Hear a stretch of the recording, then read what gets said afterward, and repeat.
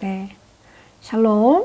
우리 주님께서 저와 여러분에게 은혜를 더하실 줄 믿습니다. 오늘은 2021년 10월 10일, 벌써 10월의 중반으로 들어섰습니다. 마가복음 9장 17절에서 31절 말씀까지 우리 하나님께서 은혜를 주시면서 그대여 사랑한다라는 말씀으로 하나님께서 은혜를 나누도록 하십니다. 말씀을 먼저 봉독해 드리겠습니다. 예수께서 길에 나가실새 한 사람이 달려와서 꿇어앉아 묻자오되 선한 선생님이여 내가 무엇을 하여야 영생을 얻으리이까? 예수께서 이르시되 내가 어찌하여 나를 선하다 일컫느냐? 하나님 한 분 외에는 선한 이가 없느니라. 내가 계명을 안 하니 살인하지 말라, 간음하지 말라, 도둑질하지 말라, 거짓 증언하지 말라, 속여 빼앗지 말라, 내 부모를 공경하라 하였느니라. 그가 여짜오되 선생님이여 이것은 내가 어려서부터 다 지켰나이다.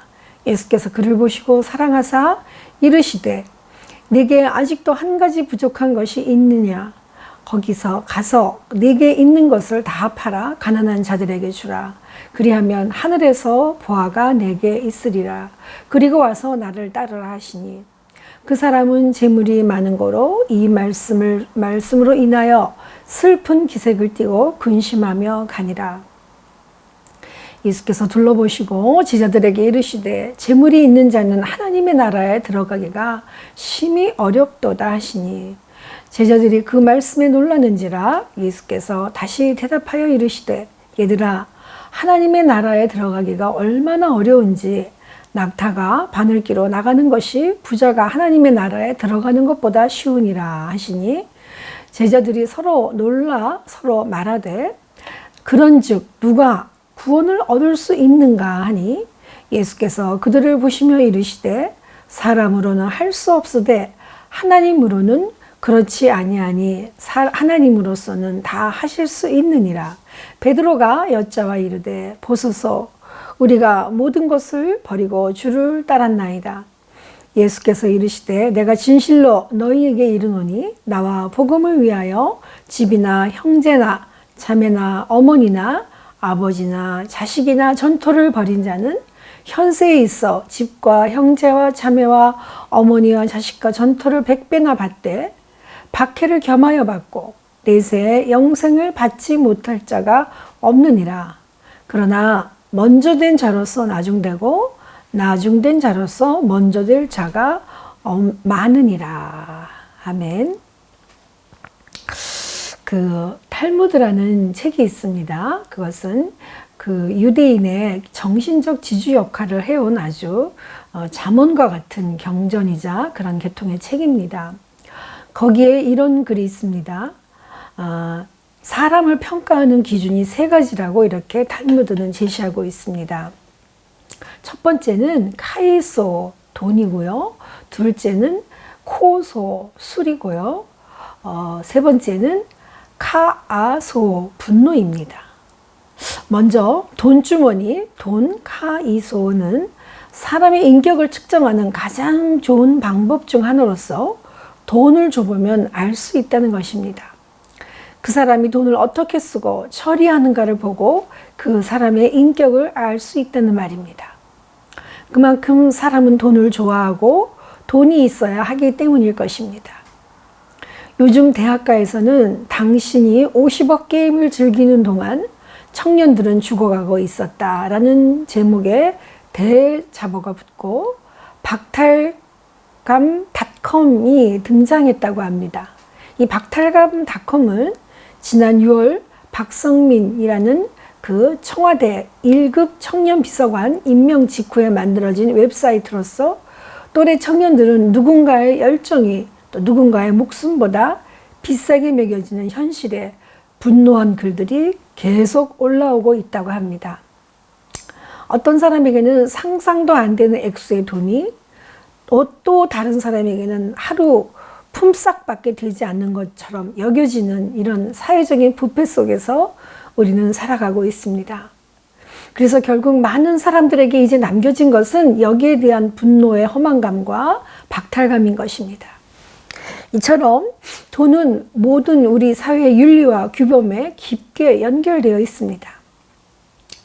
오늘날 이처럼 삶의 모든 가치와 문제가 돈과 함께 이슈가 되어 온 것처럼 오늘 말씀 본문에서도 어떻게 잘 살아갈 수 있을지를 주님께 묻는 부자 청년과의 이야기를 소개하고 있습니다. 또한 주님께서는 우리가 이 땅에 살아가며 이루어야 할 하나님의 나라에 대해서도 소개하고 계십니다. 영원한 생명을 살고 싶어하는 한 청년이 주님을 찾아왔습니다. 그는 부자였고 또 청년이었으며 부족함이 없는 듯 보이는 그러한 관원이었다고 합니다. 그가 달려와서 무릎을 꿇고 한 그의 행동은 주님 앞에 존귀와 권위를 나타내는 그런 표시였습니다. 그리고 또한 자신의 겸손과 열심을 더불어 외형적인 그 무엇만 가지고는 만족할 수 없었던 영적인 절박함을 가지고 주님 앞에 나온 것으로 보여집니다.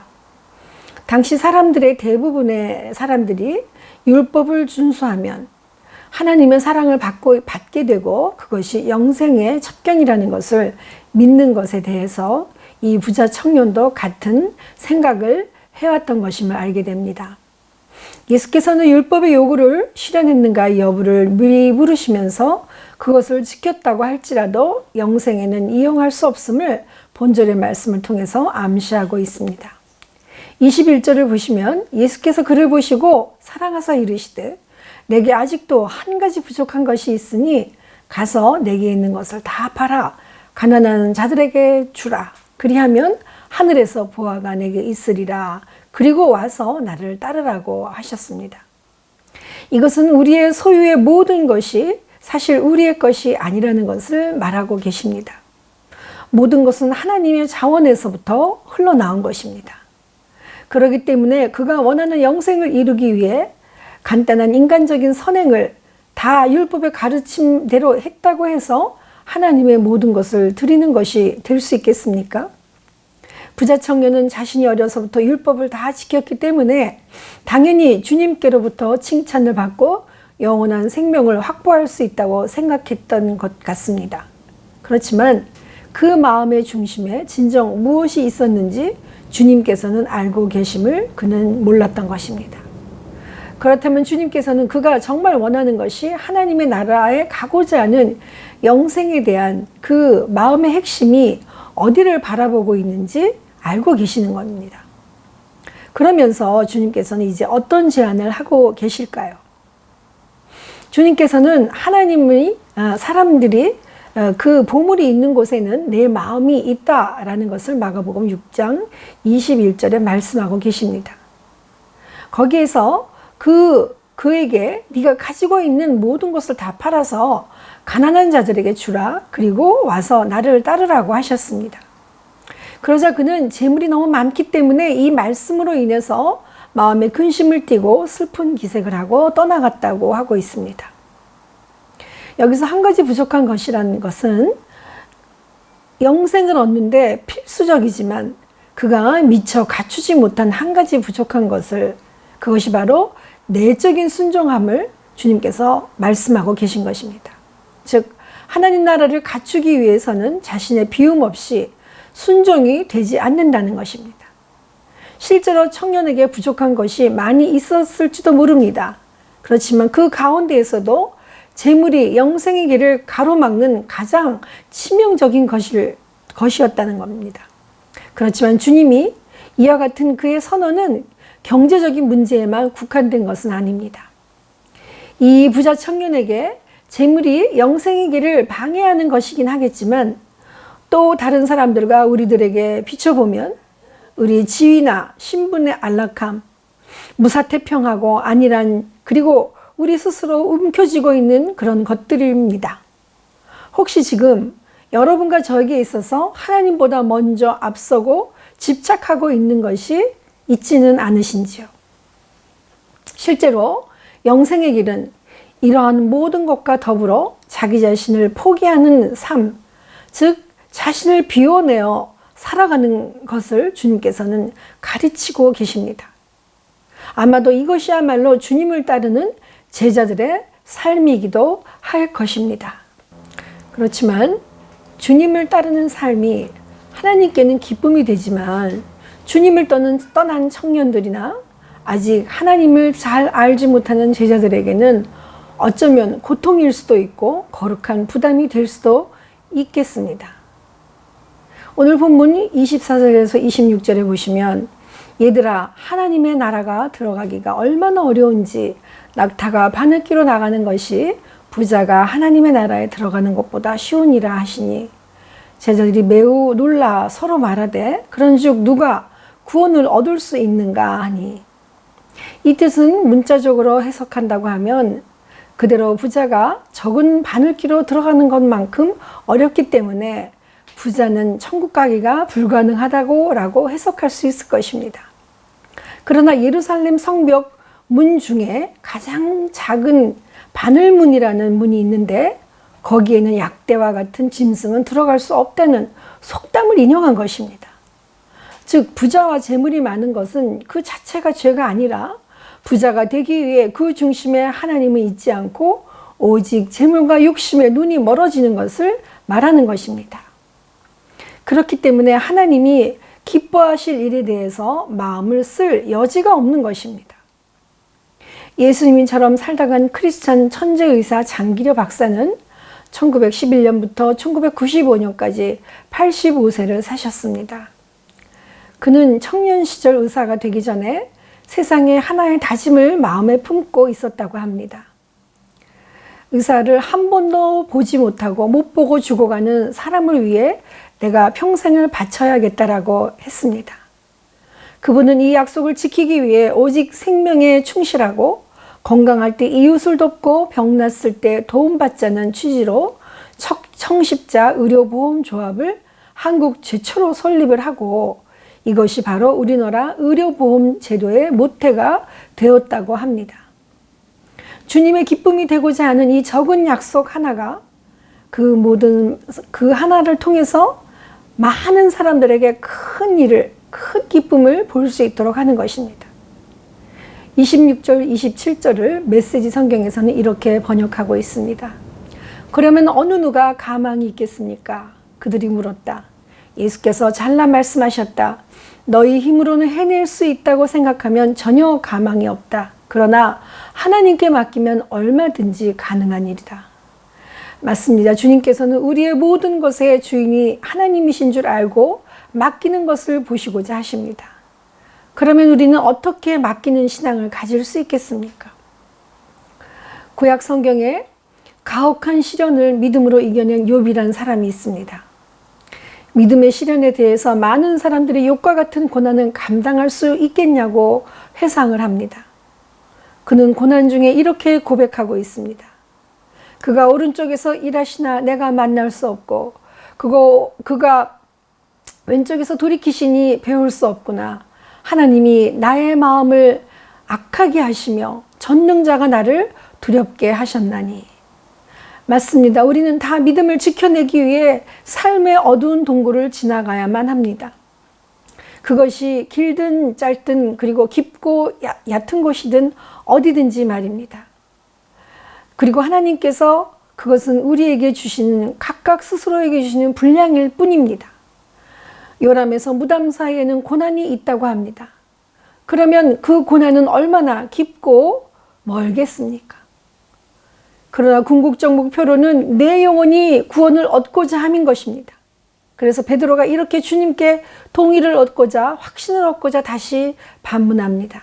베드로가 여짜와 이르되 보소서 우리가 모든 것을 버리고 주님을 따랐나이다. 베드로는 그 청년처럼 많은 것을 가지고 있지는 않았지만 그래도 베드로와 제자들이 가지고 있는 모든 것을 버리고 주님께 순종하는 것을 다시 확인하고 싶었다는 것입니다. 그러자 주님께서는 베드로의 말을 듣고 모든 것을 포기하고 주님을 따르는 그리스도인들의 삶에 관해서 보상하시되 현실적인 풍요도 반드시 약속해 주셨습니다. 주님께서는 제자들이 가지고 있던 모든 소유를 버리고 따르려 했던 그 순종함을 보셨던 것입니다. 그래서 복음을 위해 집과 형제, 자매, 부모 그리고 자식 전토를 벌인 자는 기억하신다고 하시고 보상하신다고 하셨습니다. 그리고 그가 살아있는 동안에 박해도 받지만 반드시 잃어버린 것의 100배나 받게 한다고 말씀하셨습니다. 그리고 살아있을 동안 반드시 잃어버린 것을 100배를 받게 된다고 말씀하셨지만 동시에 여기에서의 보상은 물질적인 보상 위에 내세의 영적인 엄청난 축복을 받지 못할 자가 없다라는 것을 약속하신 것입니다. 사실 우리는 이와 같은 약속을 받고 있음에도 불구하고 이 거룩한 부담 앞에 우리의 욕심을 먼저 내놓고 머뭇거리고 있는 정말 그러한 상황 속에서 순전하게 주님을 따르기가 어렵다는 것을 고백할 수밖에 없습니다. C.S. 루이스는 순전한 기독교에서 우리의 선한 본성 뒤에는 반드시 하나님이 계시다라는 것을 인정하라고 말하고 있습니다. 그는 어떻게 다른 사람들의 행위를 미워하면서 그 사람을 미워하지 않을 수가 있겠냐고 합니다. 이것을 우리에게 적용시키자고 하면 우리 자신, 우리 스스로가 갖고 있는 비겁함이나 또 욕심, 자만, 탐심, 거짓 이런 것들을 그렇게 싫어하면서 우리는 우리 스스로를, 우리 자신만을 사랑하며 또 하루를 살아가고 있습니다. 그래서 자신이 이웃을 사랑하나 하지 않나 고민하느라 시간을 낭비하지 말라고 합니다. 그냥 어떤 사람을 사랑한다 치고 사랑한다고 하면 얼마 지나지 않아 진짜로 그를 사랑하게 된다는 것이 우리의 선함 뒤에 계시는 하나님의 사랑의 손길이라는 것입니다. 맞습니다. 우리는 주님께서 주님과 복음을 위하여 바치는 우리의 선함 뒤에 계시는 하나님의 사랑이 바로 믿음의 순전함이라고 말씀하고 계십니다. 바로 이것입니다. 우리는 지금 이 순전한 신앙을 찾기 위해 일평생 다하고 달려가고 있는 그러한 기차에 타고 있습니다. 현재명 작곡의 희망의 나라로라는 가곡이 있습니다. 이 가사를 보면 배를 저어가자 험한 바닷길을 건너 저편 언덕에 산천 경계 좋고 바람 시원한 곳 희망의 나라로 돛을 달아라 부는 바람만이 물길을 넘어 앞에 나가자 희망의 나라로. 이 가사처럼 제 아무리 큰 돛을 달아도 부는 바람 없이 물결을 넘을 수는 없다는 것입니다. 그래서 찬송가 373장 2절에 보면 큰 물결이 일어나 나 쉬지 못하지만 이 풍랑 인연하여서 더 빨리 갈 수 있다고 고백하고 있습니다. 우리는 지금 큰 풍랑을 타고 회복의 나라를 향하여 가고 있습니다. 비록 마가복음 10장 31절에 먼저 된 자가 나중되고 나중된 자가 먼저 될 자가 많다라고 할지라도 주님의 나라에 온전히 들어가게 하시는 분은 오직 주님의 주권 안에 주님의 손길 안에만 있음을 믿게 되는 우리가 되기를 우리 주님은 바라고 계십니다. 기도하겠습니다. 참 좋으신 하나님 아버지, 우리가 정말 주님의 사랑을 위하여 복음을 위하여 우리는 택함을 받았고 아버지 하나님 우리는 그렇게 살아가고자 하고자 한다고 하지만 하나님 우리는 부자 청년처럼 주님께서 우리가 가장 중요한 것을 버리고 나를 따르라고 하실 때 정말 우리 스스로를 돌아볼 수밖에 없는 연약한 자들임을 고백합니다. 주님 우리의 고백을 받아주시고 우리를 불쌍히 여겨주시옵소서.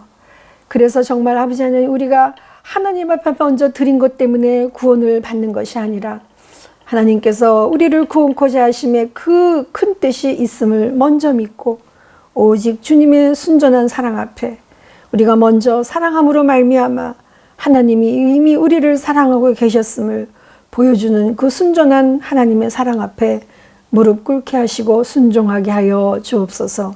감사드렸고 예수님의 이름으로 기도드리옵나이다. 아멘.